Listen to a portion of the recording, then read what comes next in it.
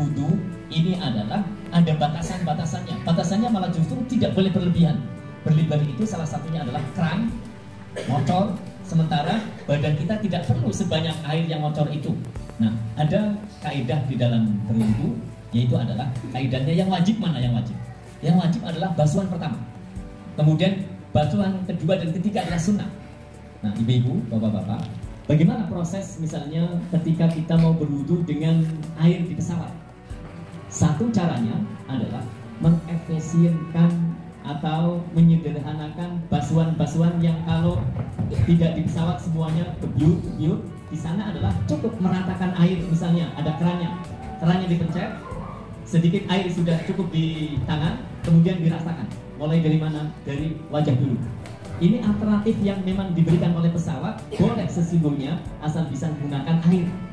Jadi kalau ibu bapak mau menggunakan air di pesawat, boleh, dengan catatan di pesawat keluarnya sudah bersih.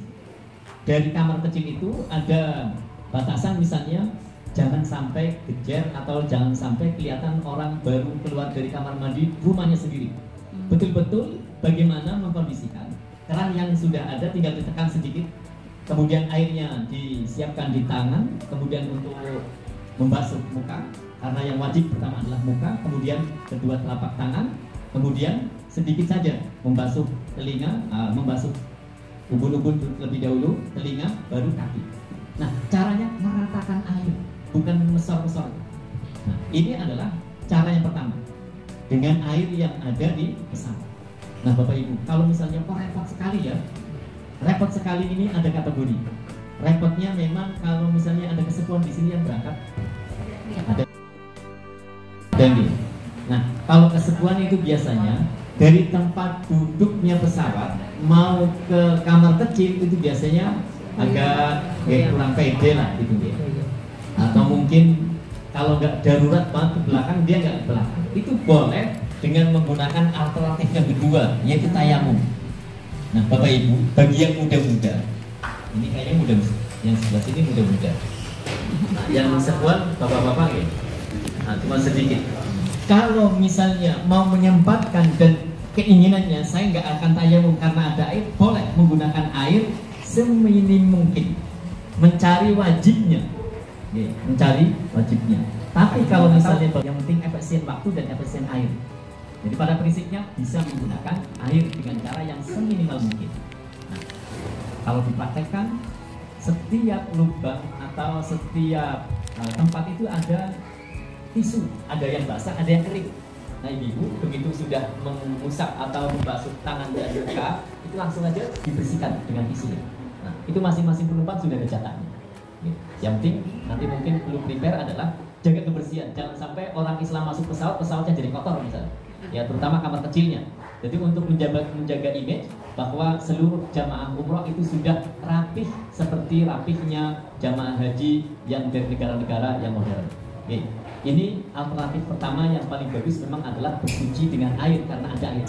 Nah, jika merasa bahwa saya nggak bisa deh cepet-cepetan, apalagi biasanya kalau di kamar mandi kan ngantri. Nah, ini ada jamaah misalnya 500 sedangkan kamar kecilnya itu di belakang 1, 2 di belakang sekali, di tengah 2 atau 3, ya tidak sampai 10 untuk 500 orang. Nah, bisa bayangkan ibu, kalau seperti itu kondisinya, bisa tayamum menggunakan fasilitas yang ada di depan masing-masing jok. Nah, seperti naik bis atau kereta, jok itu adalah bagian dari sa'idan thayyibah. Famsahu wujuhakum. Nah, ketika kita misalnya Bapak Ibu mengalami kesulitan dalam bersuci menggunakan air karena keterbatasan dan karena sulitnya untuk proses ke sana, ada alternatif yaitu adalah dengan tayamum. Tayamum tentunya berbeda dengan tayamum menggunakan debu di daratan. Karena tidak mungkin pesawat itu kotor ada debunya. Wah, nanti malah nggak jadi terbang. Nah, sehingga media yang digunakan adalah kalau tidak dindingnya pesawat yang ada di samping kanan atau kirinya Bapak Ibu yang paling pojok, yaitu adalah menggunakan depan jok yang ada di depan Bapak Ibu duduk. Nah, caranya adalah pertama, niatkan bahwa tayamum di dalam pesawat itu listibahati fardhis shalah. Kalau menggunakan air ini menggugurkan hadas dan juga membersihkan dari najis. Kalau dengan wudu, beberapa kewajiban bisa dikerjakan dengan satu. Tapi kalau tayamum, satu kewajiban, satu tayamum. Dan istibahah artinya adalah sifatnya memperbolehkan orang untuk beribadah, sholat atau ibadah seperti tawaf dan sebagainya. Nah, kemudian prakteknya gimana kalau di depan jok dan tidak pergi kemana-mana? Pertama, Bapak Ibu, usapkan tangan, tempelkan ke depan atau ke dinding pesawat, tempelkan, niatkan disitulah nawaitu tayammuma listibahati fardis sholat. Saya niat tayamum untuk mengganti kewajiban dari fardunya sholat. Saya niat tayamum untuk menggantikan fardunya sholat. Ditempelkan tangan di jok pesawat, kemudian usapkanlah ke wajah, mulai dari tumbuhnya rambut di muka, terus satu kali gugur, kedua kali sunnah, ketiga kali juga sunnah. Tangannya ditempelkan dua-duanya. Nah, tempelkan pelan-pelan. Nah, karena tidak mungkin kita hanya sebagian misalnya, yang lain tidak menempel, usahakan rapat ya, semuanya menempel ke jok dan kemudian Bapak Ibu usapkanlah ke wajah dengan sebaik mungkin. Semuanya terucap. Nah, kalau putra misalnya pecinya diangkat, atau kalau ibu-ibu misalnya jilbabnya agak dimasukkan ke dalam tangannya dan dimasukkan ke dalam jilbab. Nah, ada dua anggota yang mesti harus dibasuh atau diusap, yaitu wajah dan tangan saja. Wajah dan tangan saja, ya, tidak perlu kaki. Jadi tayamum tidak menggunakan atau tidak membasuh kaki, berbeda dengan wudu. Nah, ketika mengusap bagian tangan juga diperhatikan cara menempelkannya dari ujung jari-jari dulu, dari ujung jari-jari.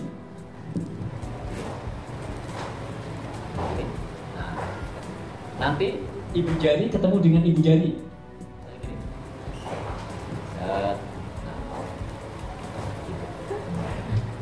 Usahakan menempelkannya itu rata sehingga nanti semua anggota tayamum atau anggota yang harus disucikan terkena dari basuhan kita. Nah, demikian tayamum, anggota wajibnya adalah wajah dan tangan. Nah, kemudian bagaimana cara sholatnya? Sholat ini di dalam pesawat atau di dalam kendaraan tidak ada ruku dan sujud langsung. Ketika duduk maka hanya isyarat, duduklah seperti biasa di dalam pesawat. Nah, terus yang pertama niat. Kalau misalnya perjalanan besok, insya Allah kalau tadi direncanakan jam 10 pagi, berarti Bapak Ibu nanti pertama akan jamak takdim, yaitu adalah sholat zuhur dengan asar dilaksanakan pada waktu zuhur. Sholat jamak takdim. Di pesawat atau di perjalanan yang panjang, takdim biasanya disertakan dengan qashar. Melaksanakannya adalah 2 rakaat untuk yang 4 ya, menjadi 2 rakaat zuhur digabung dengan 2 rakaat asar, dilakukan terlebih dahulu sholat zuhurnya. Niatnya sudah bisa ya Bapak Ibu. Nah, nanti ada buku panduan sepertinya sholat jamak takdim. Misalnya usolli, ini kalau dibahasakan dengan niat yang dilahirkan, usolli fardhu dhuhri rak'ataini. Jadi saya niat sholat zuhur di jamak qashar dengan waktu yang digabung menjadi satu, yaitu antara zuhur dengan asar. Nah, ulangi, dalam prakteknya jamak takdim itu adalah melaksanakan sholat di awal waktu. Jika zuhur dengan asar maka dilakukan pada sholat zuhur. Ketika maghrib dengan isya dilakukan pada waktu sholat maghrib. Itu jamak takdim. Kalau jamak takhir waktunya berbeda, adalah di akhir. Nah, berikutnya ketentuan-ketentuan sholat zuhur atau asar ini boleh mengkondisikan. Ini mau zuhur dulu atau asar dulu, boleh bertanya kepada ketua rombongannya. Kalau misalnya yang paling enak itu sebelum capek. Kalau kita belum capek, ibadah enak. Tapi kalau sudah capek, waduh, sudah nggak konsentrasi. Nah, kalau terbang misalnya jam 10, anggap saja 9 jam. Bapak Ibu sampai sana, nanti sudah jet lag waktunya itu kan 4 jam. Berbeda waktunya. Kalau dari pesawat sudah sholat, nanti sampai sana sudah tinggal beraktivitas, nggak mikir sholat lagi, kecuali sholatnya adalah sudah di Masjidil Haram di Madinah misalnya. Nah, tadi sholat jama' takdim. Usolli fardhu zuhri arba'a raka'atin majmu'an bil asri jam'an taqdiman. Ini yang sholat jama' takdim tetapi 4 rakaat. Ya, karena duduk kan tidak bermasalah. Nah, Bapak Ibu, gerakan di dalam sholat ketika duduk. Pertama, kaki, tangan, ya, tangan dilipat, kaki biasa duduk seperti biasa, terus menundukkan wajah, membaca Al-Fatihah dan suratan yang mudah. Ya, suratan ada Al-Fatihah wajib, terus mungkin Al-Kafirun atau An-Nasr atau Al-Falaq dan An-Nas. Setelah itu rukuk. Rukuknya tidak membungkuk-bungkuk banget, tapi adalah dengan isyarat, menundukkan sedikit kepala dan membedakannya dengan bacaannya. Subhana rabbiyal azim wa bihamdi, subhana rabbiyal azim wa bihamdi. Nah, kemudian i'tidal, sami'allahu liman hamidah. Setelah i'tidal, usahakan segala perpindahan antara satu gerakan dengan gerakan ada tumakninah, mengerjakannya tenang, tidak buru-buru, karena kekhusyuan itu yang disebut adalah dengan tumakninah menjadi syarat untuk mendapatkan nilai dalam sholat. Banyak orang yang mengerjakan sholat, tapi kalau tidak tumakninah, dia kehilangan hikmah dari sholat itu sendiri. Sudah, ketika sudah Allahu Akbar, baca doa iftitah, terus kemudian baca Fatihah, baca suratan pendek, nah setelah itu baru rukuk dan i'tidal, setelahnya sami'allahu liman hamidah. Setelah itu dilanjutkan dengan sujud. Sujud lebih mendukung sedikit daripada yang rukuk. Juga dibedakannya adalah dengan bacaannya subhana rabbiyal a'la wa bihamdi, subhana rabbiyal a'la wa bihamdi, subhana rabbiyal a'la wa bihamdi. Terus kemudian bangun lagi untuk melaksanakan rakaat yang berikutnya. Dan begitu seterusnya. Kelihatannya simpel, tetapi kalau tidak dilakukan Bapak Ibu, hati ini tidak tenang. Sementara pergi ke Masjidil Haram atau pergi umrah itu kan cari ketenangan. Nah, ketenangan kita adalah di saat berzikir kepada Allah Subhanahu wa taala. Nah, sehingga ketika orang mengabaikan atau melupakan, melalaikan sholat yang kelihatannya hanya kok gitu-gitu saja, tapi itulah perintah Allah Subhanahu wa taala yang memang harus dilakukan. Ketika kita tidak bisa bergerak, berdiri tegak, maka boleh duduk. Nah, disitulah kesempatan kita gunakan bahwa sholat duduk itu menjadi bagian yang sangat memudahkan bagi orang-orang yang sedang berada di dalam pesawat atau perjalanan-perjalanan yang jauh. Nah, kemudian Bapak Ibu, ketika sudah selesai, aurat ini sebelum segalanya.